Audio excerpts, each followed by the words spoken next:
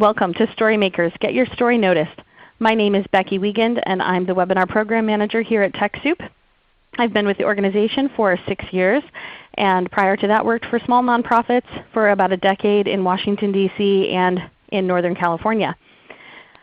Also joining us today is Bailey Rosser. She'll be our first presenter, and she is joining us from YouTube's Los Angeles office.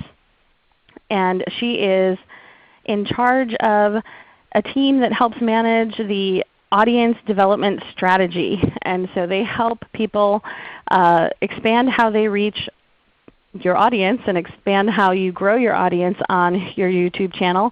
And they are the writers and creators of the YouTube Creator Handbook. So she'll be talking to us and sharing her tips and insight into how you can do that with your stories to help get them noticed. Also joining us is Kimberly Bryant, the CEO and founder of Black Girls Code, where they're working to expand technology and STEM career field opportunities to young girls of color from 7 to 17. And she's going to be speaking specifically about how they've really been successful at rising above the noise with their stories and how that has helped positively impact their community that they serve, and helping to continue to bring in additional funds because of their great and compelling stories. Also you'll see assisting with chat is Ali Bezdikian, who is an interactive events and video producer here at TechSoup. And she'll also be coming on the line just for a couple of minutes here at the beginning to tell us a little bit about TechSoup's Storymakers campaign this year. So a look at today's agenda. I'll introduce TechSoup, then have Ali come on just to talk about Storymakers for those of you who don't know about it, or maybe you've heard about it and are interested in participating. She'll give you a little bit of info there. We'll do a couple of polls to gauge where you're at with storytelling, and in particular if you've already have them created and where you're sharing them. And that will help inform our presenters and a little bit of what they speak to today. Then Bailey will join us to talk about how to optimize your reach on YouTube and give us some audience development essentials, where you can focus your energy to make sure that your videos are seen and clicked on and shared. Then we'll talk to Kimberly to share about how they get above the noise with the Black Girls Code video production and work that they do. And then we'll have a little bit more of information about upcoming events with Storymakers and how you can submit, and time for Q&A. We may have a little bit of time for Q&A at the front end and then a little bit later toward the end of the webinar. So TechSoup is a 501c3 nonprofit. We are working to serve you, other nonprofits and public libraries around the world, with helping you access the knowledge and technology resources to operate at your full potential. We've been doing this since 1987, serving organizations in more than 60 countries around the world and delivering now more than $4 billion in IT expenses. With that, I'd like to go ahead and have Ali join us on the line to tell us a little bit about how Storymakers connects to our greater mission and how you can get involved. Thanks, Becky, and thank you all so much for being with us today as part of our 5th Annual Digital Storytelling Challenge, Storymakers 2014. We hope you all really take away some key learnings from both Bailey and Kimberly coming up, and ultimately are inspired to create and submit your own story. You have till September 26th to visit TechSoup.org/Storymakers to submit your 2-minute YouTube video, a short Vine or Instagram video, or a 5-photo Flickr slideshow, say that fast, for some really great cash prizes. We'll have 2 grand prize winners, $5,000 in Best Overall and Best Fem Youth Video, as well as winners for Super Short and Newbie videos awarded $1,000. And then we'll have a period for community voting starting October 1st, where we hope entrants really power their networks to vote for the Audience Choice Award, also $1,000. So please come back and visit our Storymakers page to vote on your favorites. Becky, back to you. Thank you very much for that, Ali. And we do hope that if you have digital stories out there that you will share them with our campaign so that you can hopefully win some of these great prizes too. So on to you, our audience. We know we pull you at the beginning to get an understanding of whether you're from a nonprofit or a library when you register, but we like to take the people who are on the line with us and get an understanding of whether you already have videos and digital stories created or whether you don't yet. Maybe it's a goal for you. So feel free to click on your screen. Let us know where you're at with the digital storytelling process. Today's webinar is intended to help get your stories noticed. So it does somewhat assume that you may come to this event either with a story in your pocket or a bunch of stories in your pocket, or that if you don't have stories, that this will help you once you do, and that you're intending to do so sometime, hopefully in the near future. So I'm going to give just a few more seconds so that everybody has a chance to participate. So go ahead and click on one of those options on your screen. We have some folks asking what is STEM, and I did chat out that it's science, technology, engineering, and mathematics, and that is helping young people access those career fields. And so that's another reason why we invited Kimberly from Black Girls Code to join us, because it is one of our prize categories this year to award organizations that are that are doing great work, but also telling great digital stories about how they're helping young people in those access those career fields or learn more about STEM fields, because we want to see greater representation in those areas.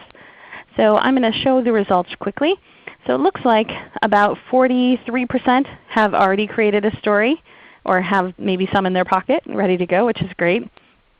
30% no, 11% are well on their way, and about 16% are hoping to someday do it. And so we hope that even if you don't have a story ready in your pocket today, that what you glean from today's webinar will be useful to you if and when you do put those out there, so that you can help optimize the reach and impact of those stories. One other quick question before we hand off to our first presenter. What platforms do you use to share video with your audience? So those of you that have video already, go ahead and let us know, where do you share them? Do you post them to your YouTube channel? Do you use Vimeo? Do you share them on Facebook? Do you use Vine or Instagram or one of the other platforms, Flip TV, Flickr, Mixbit? Do you host them on your website? And if you're answering other, feel free to chat into us what those other ways are that you're sharing your video with your audience.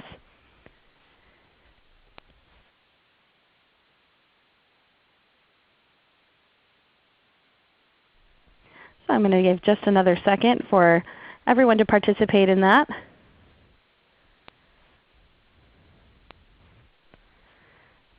So go ahead and click those results. And that one lets you click multiple. So I'm giving just a few more seconds. So showing the results, it looks like 82% share on YouTube and around 77% share on Facebook. 52% on their own website. So those are the biggest categories, and that's similar to what I would expect. A couple of people commented that they also share they share via their email list. That's great. We know that often the best way to expand your reach is to share it on multiple platforms or channels. So it's great to see that a number of these are being utilized. So I'd like to go ahead and welcome our first presenter to the line today to share some expertise with you on how YouTube helps organizations and video creators share their stories. And just to mention a little bit about Bailey, so she has helped write the book on this, literally, on how to create and spread the word and develop your audience for YouTube. And I feel like we're really fortunate to have her join us today to share some of this sort of insider tips that are often shared only with really big organizations with really big followings. So we're really thrilled to have you on and to share a little bit of that today. So welcome to the program, Bailey. Thanks for joining us. Awesome. Thank you. Hi, everyone. Really excited to be here. Just to quickly introduce myself, my name is Bailey, and I am an audience development strategist in the YouTube space, LA. I focus on working with creators, people that are creating for the YouTube platform, both from an entertainment perspective, but also brands and nonprofits like yourself. The slides that we're going to go through today are going to talk about some of the very essential best practices and strategies for connecting your stories with your potential fans or people that are potentially interested in your causes, etc. A lot of the examples, I will say, do come from what you might think of as traditional YouTube comment, entertainment videos, comedy videos, things like that, just simply because those are the examples that I have at the ready. But all of the best practices that we're going to talk about here are definitely applicable to whatever type of content you're creating, whatever type of stories you are trying to tell. And we've got a couple really awesome nonprofit-specific resources that we'll call out at the end. But I'm just going to go ahead and get started first and foremost by talking about why these best practices are really important. Why is audience development essential? Why can't you simply just upload your videos to YouTube and expect us to do the rest? And the first reason is that YouTube is an incredibly big place. 1 billion people visit YouTube each month. You all likely know this, but there are 7 billion people in the world. So that's 1/7 of the entire world's population. These are unique visitors are coming to YouTube each and every month. It's a pretty staggering statistic. And those 1 billion people, well, they're watching 6 billion hours of content. So for every one person, they're watching 6 hours of video on YouTube every single month. But this is just the one side of supply and demand. In addition to there being all this viewership and all these people that are seeking out video content and stories to watch on YouTube, there's also an immense amount of stories being uploaded. 100 hours of video is uploaded each and every minute. So in the last minute that I've been talking, 100 hours have been uploaded. And if you wanted to watch everything that was uploaded in the last minute, it would take you about 4 days to do that. If you wanted to watch everything that was uploaded in the course of an hour, it would take you 8 months. If you wanted to watch everything that was uploaded over the course of the week, unless modern medicine really advances, we probably wouldn't be able to do that because it would take about 170 years. And this number is continuing to increase over time. Just a few months ago, this number was only 72 hours were uploaded each and every minute. So not only are lots and lots of people uploading video, but more and more people are coming to YouTube to share their stories each and every day. So what this means is that it's really important that all of you as storytellers and as YouTube video creators, really exciting to see that the majority of you are telling your stories on YouTube already, it's really important that you use the strategies and best practices that we're going to talk about to connect your videos to those potential fans. 1 billion people are coming to YouTube. That means that no matter what type of content you are creating, there's going to be a potential fan or a potential audience member out there for you. It's just a matter of how can we do a good job of surfacing these stories to the right people. So first I want to set up a little bit of a framework for how we can understand some of the different optimizations that we're going to talk about.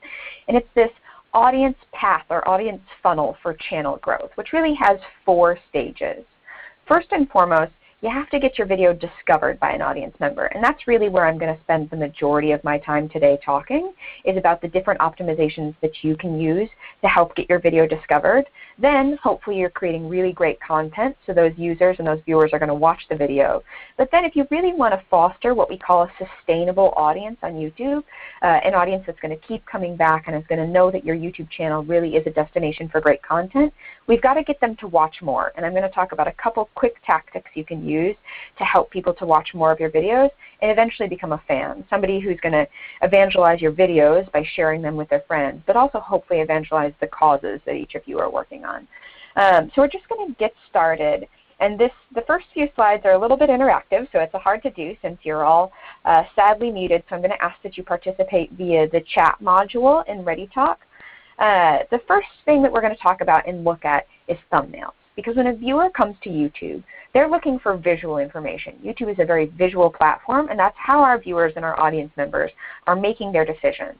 So oftentimes the first piece of information that they look to when they're making this decision is the thumbnail. So of these 4 thumbnails, A, B, C, or D, just go ahead and chat into the box which letter you think corresponds to the best thumbnail of these 4 options. And I'll give it just 15, 20 seconds to. All right, that is some solid participation. All of you are chatting in. You guys can't see it, but I can. We're getting a good, healthy mix of B and D. And I'm going to go ahead and guess, and Edith Campbell actually just came and gave me a nice little piece of information. She said B because it gives the most information. And that's usually what I hear when people choose B, is that people choose B because they feel like it provides the most contextual information because it has this Fun with Hand Shadows book.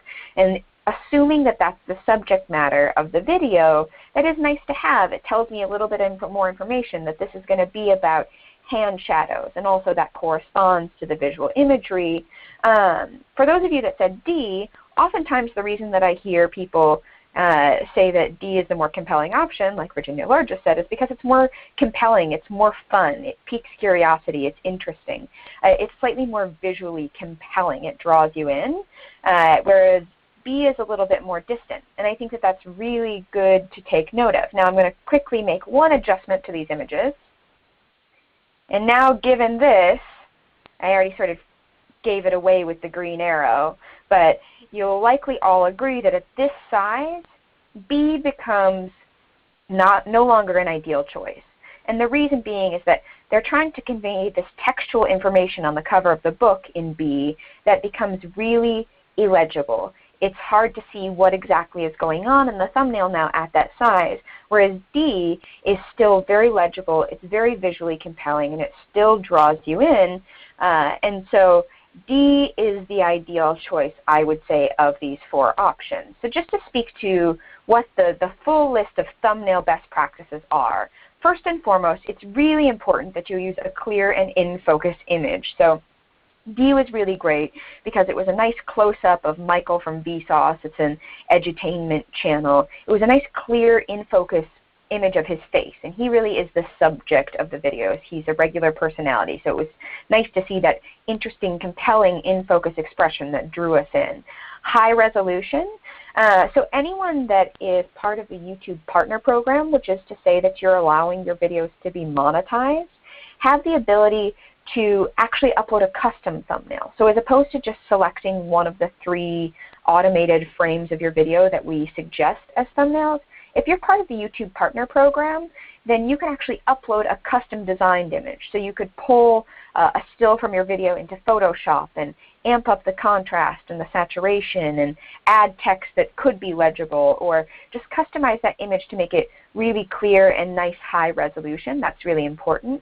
And then having the subject matter, whether that be a personality or say that you create like food-related content, a close-up of the food images, whatever the subject matter of your video is, it's really important to have a nice, clear close-up image of that. Because thumbnails, as we saw in the visual example, really do appear in all different sizes across the YouTube platform. So having those nice, clear close-up images is really important. Now, visually interesting is a little bit hard to nail down in terms of very specific tactics, but this is like that expression on Michael's face in that thumbnail. That was really visually interesting and compelling, and it posed a question sort of in your head, like, what's going on here? What's he doing? And it drew you in. Thumbnails are really like little tiny marketing posters for your video, and so you should spend some time considering how can I pique viewers' interest with the thumbnail image as opposed to just selecting the most obvious choice of the still frames from the video. And then a few just like imagery components that are really important. Making sure it has that high contrast that makes it more visible at different sizes. Visual depth. So the image that we saw with the hand shadow had a clear foreground and the clear background, legible at all sizes. And then finally, this is something that we're going to talk about a little bit later on as to why this is important, but it's really important that your thumbnails are accurately representational of your video. It's important that you're not in any way misleading or trying to do something of a bait and switch with the audience members where you're giving them one thumbnail but then really delivering a video that doesn't live up to that thumbnail. That's really important, and we'll talk about why more a little bit in a few slides. So given that, I like to pose this question, and again, you guys can go ahead and just chat in here. What would you guess that the title of this video is, given that the thumbnail that we saw? Oftentimes I hear fun with hand shadows because people saw the cover of the book, or how to make hand shadows. And I forgot to delete an animation on this slide that actually removes that red bar. But what the title of this video is how much does a shadow weigh? So you can see that the shadow aspect corresponds really well with the title and the thumbnail, but that how much does a shadow weigh sort of defies your expectations a little bit. There's a nice story being told with the thumbnail and the title. And so because this webinar is about storytelling just as much as it's about getting your stories discovered, I would urge all of you as storytellers to think about how can you make your title pop? How can you tell a story with the combination of your title and the thumbnail in the way that Vsauce does here? Again, the title of this is How Much Does a Shadow Weigh? Usually, like if I just had that title, How Much Does a Shadow Weigh, the most intuitive thumbnail for me would be like scales with a shadow on it. And that's very obvious and directly aligned, whereas I think that the combination of this really visually intriguing, compelling thumbnail image and that compelling sort of question-posing title really draws you in a much more powerful way than a simple title would. So I'd urge all of you to think about how can you bring this storytelling aspect to the way that you're packaging your videos, the thumbnail and the title. But that's not always the easiest thing to do. It's much easier said than done. And so I want to look at what is a more straightforward example. And as I mentioned, these are all what you might consider traditional YouTube style content. This is a parody video from the channel Barely Political, but they're doing a lot of things that are really best practices on the platform that you can transcend over to the content that you're creating. They created this Miley Cyrus parody video for their series Key of Awesome. And what's good about this title is really everything. That's why I've highlighted each and every portion. But the first thing that it makes it a successful title is the fact that they have the highly searchable keywords up at the beginning. Miley Cyrus, We Can't Stop. Obviously people are going to be searching for that on YouTube. YouTube is the second largest search engine. That's something that you all might not know. And so having whatever question people might be coming to YouTube search asking in your title, or those terms that will be what people are looking for via the search engine, is really important, because that's going to be a way that a lot of potential viewers discover your content. Now, to the point about accuracy, it's really important then that Barely Political, even though they have Miley Cyrus We Can't Stop at the very beginning of their title, they've indicated that this is a parody video. They're setting expectations properly so that potential viewers know, hey, I see this thumbnail. This could actually be Miley Cyrus for all I know. I wouldn't put it past her to have a thumbnail that looks like this. And then, but I understand that it is going to be comedic. It is going to be parody. It's setting expectations properly. And then finally, the thing that makes this really successful is the fact that they have indicated to the viewer that if you like this video, the title alone starts to push you down that audience funnel. It says Key of Awesome number 74. So if I like this video, I then immediately know that there are at least 73 more for me to enjoy and appreciate, and it starts pushing me down that audience path for sustainable channel growth. So this is what I would say is a more straightforward way of titling. It's more intuitive, a little bit more boring for sure as well. But I would urge you, make sure that you have searchable qualities, that you're being accurate, and that where and when possible you include that serial information. Great. So next up, and when we're talking about metadata, so the information that we're putting around our video to help connect it to the right search queries, show up in suggested video in the right places, are descriptions. Descriptions are really powerful in that you're helping the viewers make decisions based on the information that you're providing them, but you're also sending additional signals to the YouTube search and discovery systems that say, hey, my video is about X, Y, and Z. So here are two examples of how a description appears on YouTube. The first screenshot is a screen grab from the amount of the description that shows in YouTube search results. So this is for a comedy rap battle between Harry Potter and Voldemort from the channel Indie Mogul, where we can see that the first two lines of the description are really good because they tell us exactly what we can expect. If I'm on search and I see this video, that description line will help me make the decision of whether or not I'm going to watch that video. And then down below, we have a snippet of what this looks like on the video watch page. So on that page where you actually have the video playing above the description, and this is what will show with the button, above the button that says Show More. So I'm going to click forward, and this is what shows when you click that Show More button for Indie Mogul. You have the full description. Up top, again, we have that contextual information that will help the user decide whether or not they want to watch this video in the first place. Then, again, thinking about that funnel, they do something really intelligently with their description where they include this link to a build episode. So they're already encouraging people to watch a second video just by putting that link in the description. And then the other thing that they do really intelligently is this is a really fast, quick rap battle, and so you might miss some of the jokes. So they included all of the lyrics to the video in the description, so that way, from a viewer's perspective, this adds value in that it helps me go back and sort of better understand what they were saying. But also from a search and discovery perspective, it's important that now the search engine knows that this video isn't just about Harry Potter and Voldemort. It's also about Cedric Diggory and about Dumbledore and Hogwarts Express and Hermione, etc. Not necessarily to the same extent that it's about Harry Potter and Voldemort, because those keywords are in the title and in the description and likely in the tags. But now it's more likely that it would show as a search result for those types of keywords. So when you're thinking about your descriptions, think about not only how can I describe the video and also use links to push people down that funnel, but is there additional information that I can be providing that is simultaneously useful to the viewer and also useful to YouTube's search and discovery system? So a great example that I like is for how-to videos, for example, or tutorial videos. You can include the textual instructions in the description in addition to the video tutorial that you have in the video content itself. Or in the instance of like a beauty video, a makeup video, they might use the different products listed in the description, something along those lines. So just to recap some of the best practices with regards to metadata, it's important that you have keywords first, both in the description and in the title. So in the title, Harry Potter and Voldemort were the things that were foregrounded. Miley Cyrus was foregrounded in the Barely Political example. That it's important that it tells a full, compelling story, that the description and the title and the thumbnail all pair well together really well, including the episodic information if you have that available.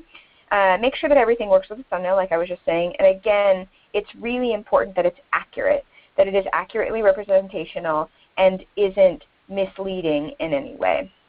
And then finally, trying to push people down that funnel with links in the description. So now those are the two main things that you can optimize in order to better get your video discovered: thumbnails, titles, metadata. The other thing that I would quickly shout out as well is that collaborating with other channels on YouTube is a great way to get your videos discovered too. So for those of you that are making like content, I would definitely try to reach out to one another and co-create content and really appeal to one another's audiences. But we're going to start thinking down the funnel a little bit. We'll assume that someone's watched our video and they like it and they want to watch more. I want to talk quickly about why that's important to you as content creators before I actually talk about what I think is the best strategy to do that. And that's because of this concept called watch time. So watch time is the primary indicator to YouTube of video quality that we are using to determine when and where to show videos in search results and in suggested video. So back in the day, the primary currency on YouTube really used to be views. A video would get a lot of views, so it would be much more likely to show up in search results or in suggested videos. But that was not always the best user experience because of this inaccurate thumbnail or inaccurate titling. So someone would use, we'll say, a salacious or a very compelling image in their thumbnail that might draw a lot of clicks, only to have the video not actually be content that lived up to that expectation of the thumbnail. And so that's a really bad user experience. Someone clicks on the video, watches enough that a view actually gets logged and that video gets big viewership, but then they leave very shortly after because they're disappointed with the content. Watch time, by contrast, is a way for us to understand when someone actually clicks a video, are they watching it? Are they watching the whole video? And it's actually something more than that as well. Watch time is not only the amount of time that someone is watching a single video, but then watching a second video and a third video and a fourth video. And these are in terms of absolute numbers. So someone watched 3 minutes of a first video, then 3 minutes of a second, third, and fourth, and that's a 12-minute session watch time. And what this does for you as creators is the better job you do of keeping people on YouTube, engaging with videos, and growing this session watch time, the more you're going to be rewarded in terms of good placement in our search and discovery systems, in YouTube search results and YouTube suggested video. So that's why, in addition to it just being a helpful practice to help provide links to people to watch more content. It's not only good to the viewer, it's also really good to the sustainable growth of your channel because it'll help more people discover your videos as well in the long run. So just to recap, watch time is the length of a viewer's session, not just the duration of a single video view. And it matters because to YouTube it's a primary indicator of video quality, and it is a key metric used by search and discovery systems. So the primary tactic that I want to talk to you guys about in terms of developing watch time and growing watch time is this really cool YouTube-specific tool called annotations. So this is a screen grab of a channel called How It Should Have Ended. They create animated content. And what they have at the end of every video is this graphical little layout that they've created in the video itself. And then they use spotlight annotations, which are these transparent overlays that they put over the graphics that they made in the video itself, that then allow the viewers to click through to additional videos. So if I'm watching the How It Should Have Ended Harry Potter video, they've suggested that I watch the How It Should Have Ended Star Wars, How It Should Have Ended Avatar, etc., as well as asking me to subscribe. The one thing that this video does really well, and I would encourage you all to check out this channel and really get a feel for how they do this in the video itself, is in addition to having the clickable links, they also pair those with a scripted call to action. So audiences on YouTube are very loyal to the channels that they are fans of, and they will very gladly take the actions that you would like them to do, but oftentimes you've got to be very explicit in asking them to take that action. If you want them to subscribe to your channel, you can't simply just provide them a subscribe button and expect them to do it. If you have whoever is the personality of your channel or the main voice of your channel, or even a textual call to action on the screen saying, hey, if you like this video, be sure to subscribe for more, and then use this clickable annotation that will allow them to do that, that will make the annotations infinitely more powerful and more successful in terms of a strategy for getting your audiences to watch more, pairing them with that really important call to action.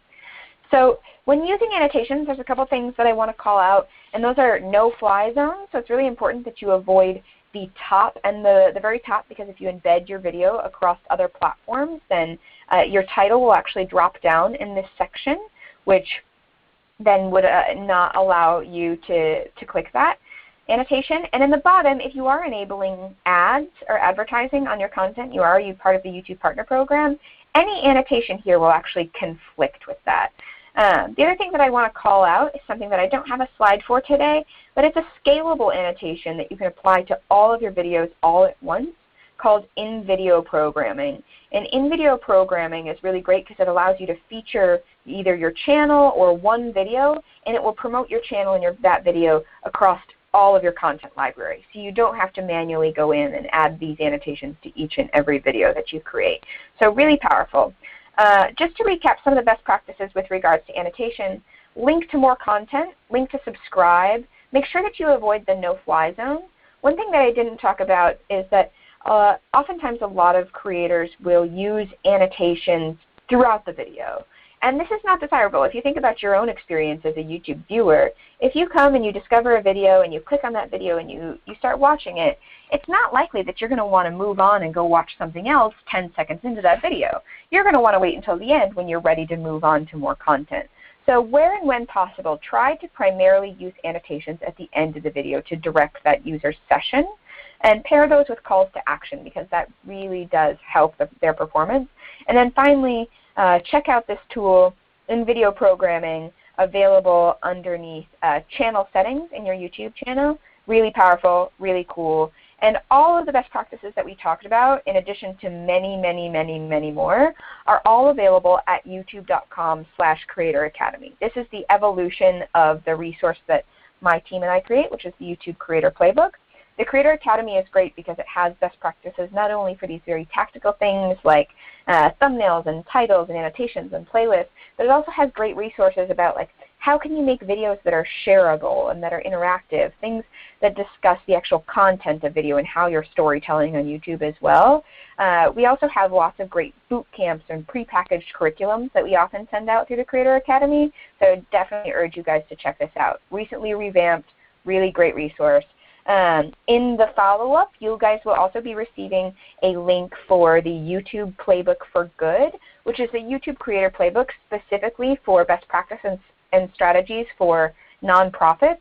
And there are lots of awesome examples of nonprofits that are being really successful on YouTube and have great both audience development strategies as well as storytelling and creative strategies. So you guys can expect to see a link to that nonprofit playbook as well. And with that, I will kick it back to you, Becky. Thank you, Bailey. I learned a lot for our own channels in that presentation. I had no idea about the in-video programming, so that's really great to know. We have a few questions, so I'd like to pause just for a couple of minutes and have you answer a couple that relate to your section in particular, and then we'll have more Q&A after our second speaker joins us, Kimberly. So Kelly asks, do you make your thumbnails on paper, or do you, when you're creating your video, do you map it out ahead of time what your thumbnails are going to look like, or do you create them from screen grabs of the video itself?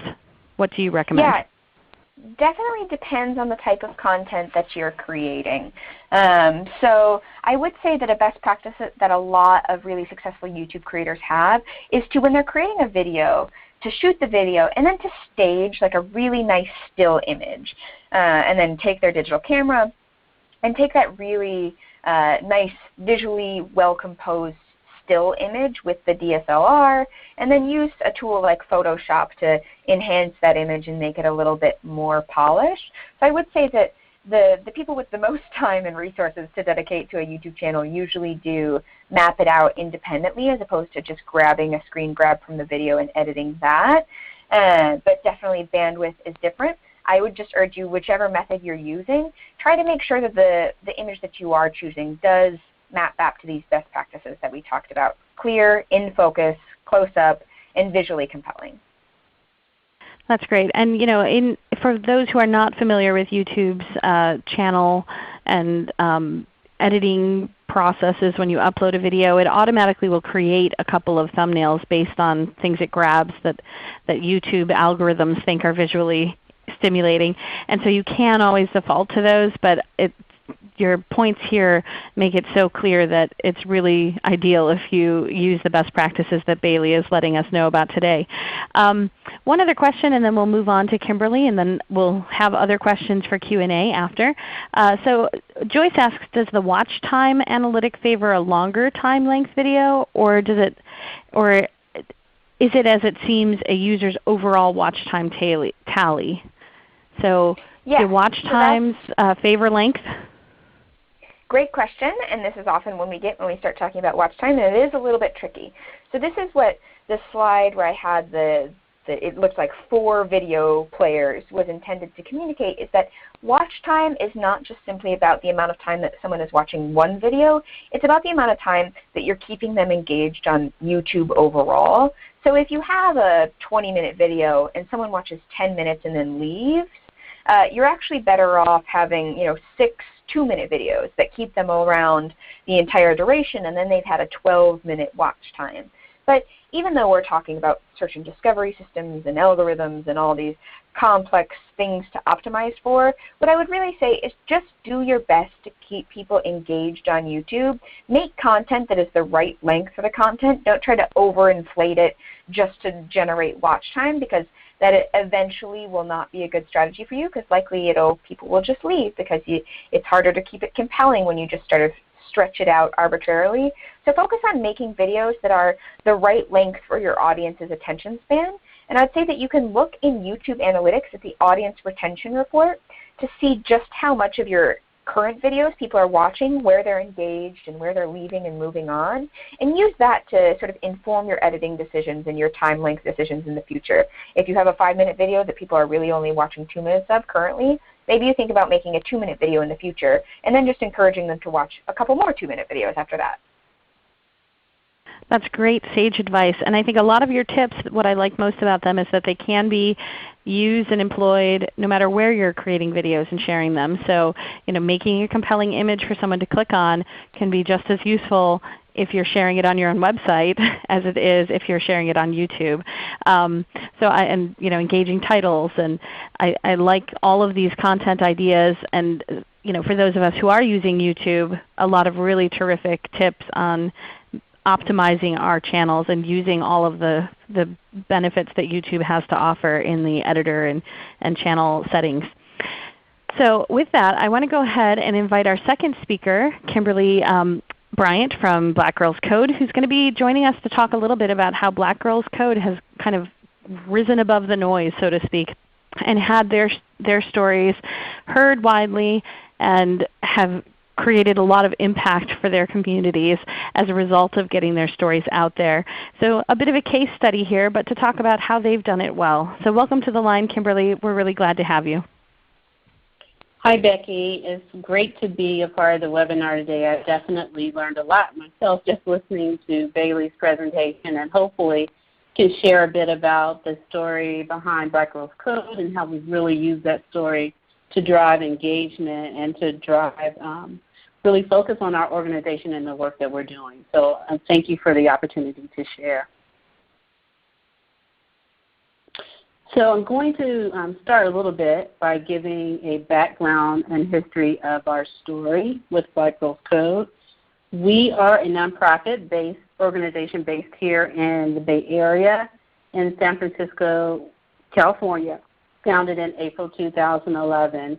Our primary focus is to teach technology workshops to girls from underrepresented communities from ages 7 to 17, and to provide access to role models and mentoring in a culturally sensitive environment.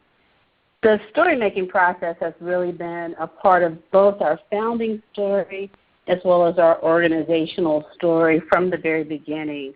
To tell you a little bit about that, I founded Black Girls Code really because as a mom, I wanted to find a program that would nurture my daughter, who was 10 at the time, who had an interest in computer gaming and video game design, and really wanted to be a video game tester. And I was trying to encourage her to think a little bit larger, to think about the opportunities to be a creator and not just a consumer of technology. Didn't really find too many organizations that really were girl-focused and girl-centric to kind of nurture that talent. And so from a founder perspective, my story was really became part of the Black Girls Code story, and learning really that because there wasn't anything there, we had to create it. And we've told that story, continually as our organization has grown from a pilot class in 2011 of about 10 girls to reaching over 3,000 girls today. And I really do believe one of the things that benefited us as an organization is that we did really infuse storytelling and story making throughout our journey over the past 3 years, because that really has made our community feel bonded to us, to feel that they are also part of our story of success, if you will. And we've always used that to our benefit across multiple platforms. So as you'll see in some of the slides that Becky is sharing, we do have a YouTube channel, and we populate it quite regularly with impact focus on the work that we're doing in the community. And we also use it to really drive our community to act. So when we do fundraising campaigns or when we have competitions, we heavily rely on our YouTube channel and the stories that we're able to share there to drive our community to act in whatever way that we need them to. One of the things that we've really found much success in as we've grown the organization is one particular example that I want to share and dive into a little bit, which is called our Summer of Code. We launched our first Summer of Code campaign in 2012, the summer of 2012. With a very, at that time for us, a lofty goal to reach 500 girls in 6 different cities, and we wanted to do that only in 3 months during the summer. Now, when we started this campaign, We also really felt the need to raise money in order to meet this goal. So we engaged our community as a part of the plan, which included an Indiegogo campaign. It included an ambitious effort to create a BGC documentary series that would really travel with us as we went to these 6 cities. And we also engaged our community in telling their stories along with us. So if you look on some of our Facebook pages from 2012, and also even in our YouTube channel, if you look in the history there, you'll see quite a few videos where we actually had our students or people that were coming to our workshops to share their stories about why the Black Girls Code mission was important to them. And we tapped into every social media outlet that we used. So that included YouTube, that included Facebook, that included Twitter. We used everything, Instagram, every single social media platform that was of access to us. We really used that to tell these stories. So as we built out this Indiegogo campaign, one of the things that you'll see if you go back and look at that is that we really engaged the audience frequently and at different intervals and different methods. One of the things that was most important, I think, in the success of that very first campaign and even the second campaign that was even more successful for us in 2013 was that we constantly looked at different ways to engage the audience. So in some cases that may have meant, as Bailey went over, having a more in-depth documentary video, which our videos, the longest one is probably about 12 to 18 minutes long, but we also have shorter ones, some that were maybe like 6 minutes long, some that were 3 minutes long, and some that were even just a preview video, which it would range between 30 seconds or so to 90 seconds. We really tried to find different links in terms of these stories that we uploaded to YouTube to capture the audience, and then either to point them in a different direction or to use that to engage them to do some type of action or activity. Another thing that we did as we told this story is use different mediums. So we didn't only just use the YouTube channel and the videos that we were creating to tell our story. We also did it very visually in terms of using lots of images and lots of pictures. So if you look at any of the different assets that Black Girls Code currently has across the web and in any of our documentation, you'll see lots of imagery. And this is real imagery. I think the only time we really use stock images is when we started out. But one of the things that we found extremely helpful for us was to continually to make sure that we tell our stories in pictures. So even if our community is not with us when we go to launch a workshop in London or if we go to Miami, they can see images of what's happening that day through the pictures that we take and the pictures that we share with our audience to see the work in action and to see the benefit of their support in action. So using that as a medium. We've also done lots of blogging, both internally as an organization as well as with engaging our community, be that volunteers, be that parents, be that interns, be that students that attend our classes, and really going to them and asking them to share their stories and the impact that Black Girls Code has had on their lives.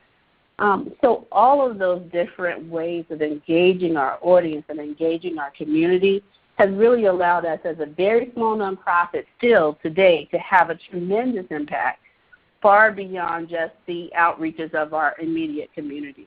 So I think one of the key things in the story making process for us has been understanding what our vision is. Our vision as an organization is to reach 1 million girls of color by the year 2040. And we say that a lot. We tell that to our community a lot.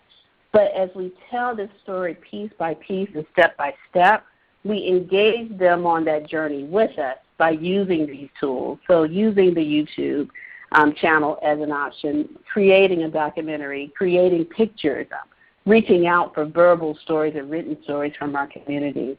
And that has really helped us to continue to grow year by year as an organization and to see our impact extend exponentially that many nonprofits are not able to haven't really done as well. And I think that's truly because of our ability to tell these stories that people can really find an attachment to.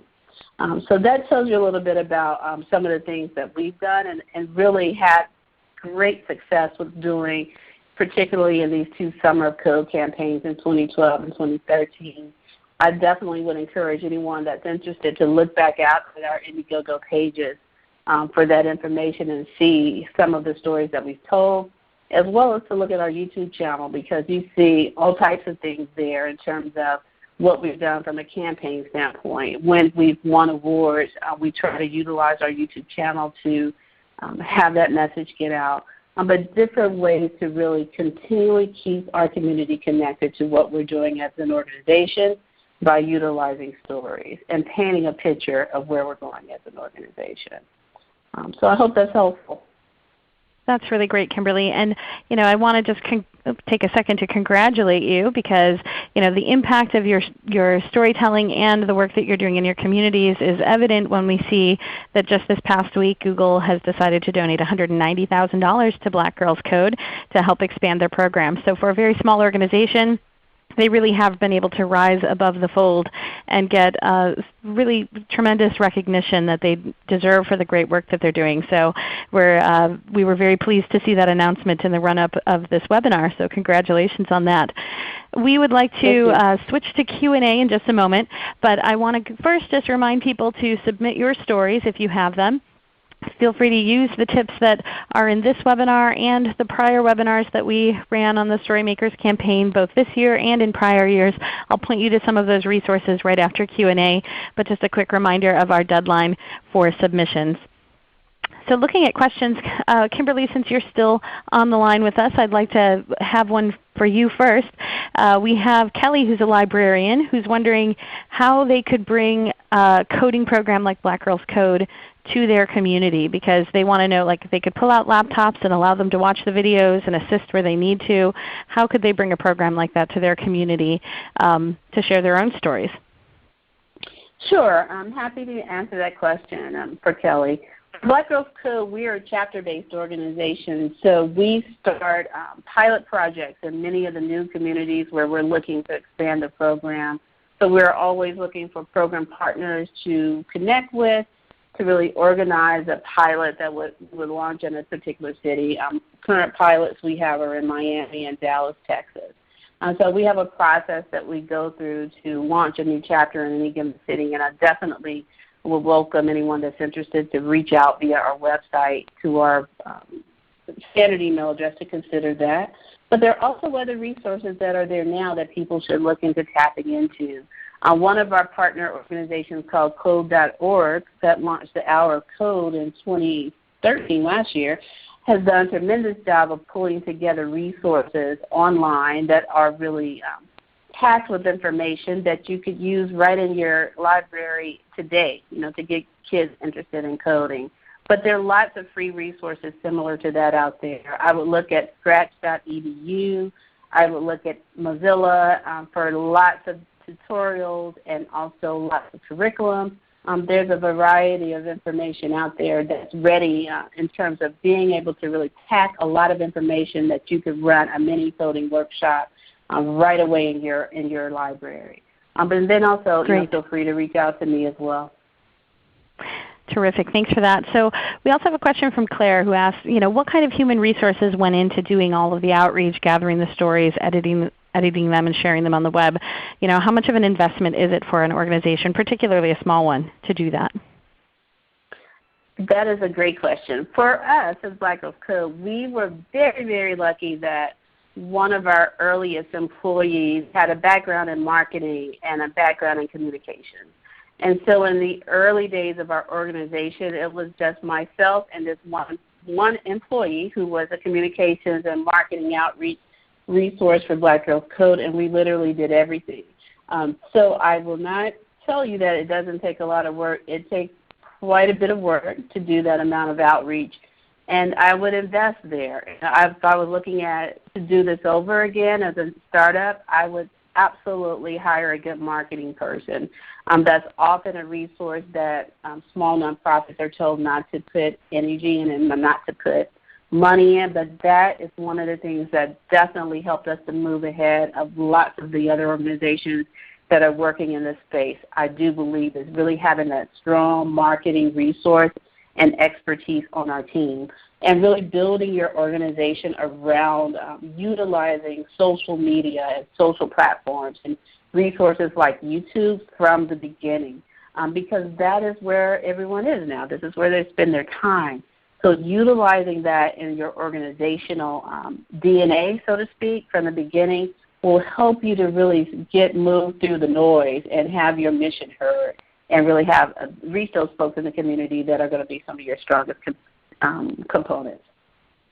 Terrific, and we can see that the rewards pay off when you get the attention of big donors. And your Indiegogo campaign from last year, I don't know if people noticed, but there were almost 1,100 people that individually donated to support that campaign that raised more than $100,000. So it clearly seems to work well. We have some other questions. I'm going to throw some resources up on the page. You won't be able to click on them now, but you'll get these in the follow-up email. Really quickly before we wrap up, Bailey, if I could have you jump back on for a second. We had a few people ask about what's the best length. How long do people really watch? And if you're looking at a short story, are you looking at 2 minutes, 3 minutes? Are you looking at 15 seconds? Do you have any YouTube info on really what people want to watch lengthwise? Yes, I have what will be the least satisfying answer ever. Sadly, it all depends on your content. These days on YouTube, honestly, some audiences have the stamina for 40 minutes of content, or almost traditional TV lengths or full feature film lengths on YouTube. And then you have those that still will only watch a 30-second video.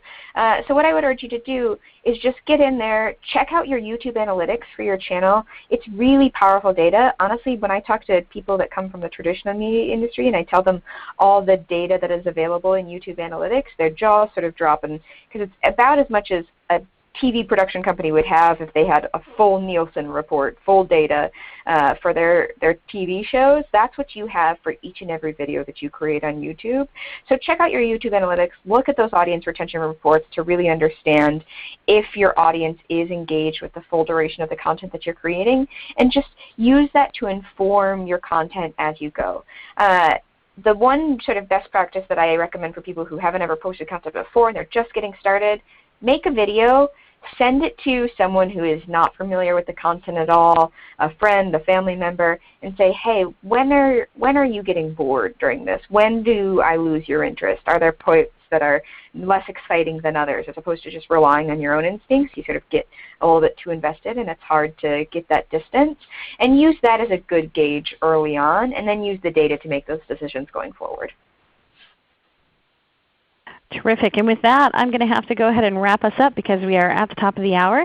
I'd like to invite you to our upcoming webinars. So we have another webinar next week for those of you who are joining us from libraries today, specifically for you and how you can tell the stories of the impact of your library and the stories from your community that you serve. After that, on Thursday, we'll be having a webinar with the CEO of GrantStation, who will be sharing tips on how to find support and get grants for small and rural communities. And then we'll be doing a website webinar on how to free yourself from a website that's holding your organization hostage. And then on the 30th, we'll be Skyping out at the office with Skype and learning how to use that in a business environment. A quick look at all of the Storymakers events that we've held through the course of this campaign and some that are still coming up. We hope that you'll look in particular at next week's webinar, if it applies to you for your library, and also at in-person events that are happening around the world from our NetSquared local communities. So those are in-person events where you can learn more about story making, so feel free to look there. And then keep an eye out for the judging and announcements of the winners of this campaign. But again, we hope that you will take a moment to submit your stories before the campaign closes on the 26th of September. Thank you so much to both Bailey and Kimberly today for sharing their expertise, and thank you to Allie, my coworker here on the back end, for helping manage questions. Lastly, thank you to ReadyTalk, our webinar sponsor, who provides the use of this platform for us to present these webinars to you on a regular basis. We're using ReadyTalk 500 today, which is available in TechSoup's catalog. Please take a moment when this screen closes to complete the post-event survey so we can continue to improve our webinar programming. Thank you so much, everyone, and have a terrific day. Bye-bye.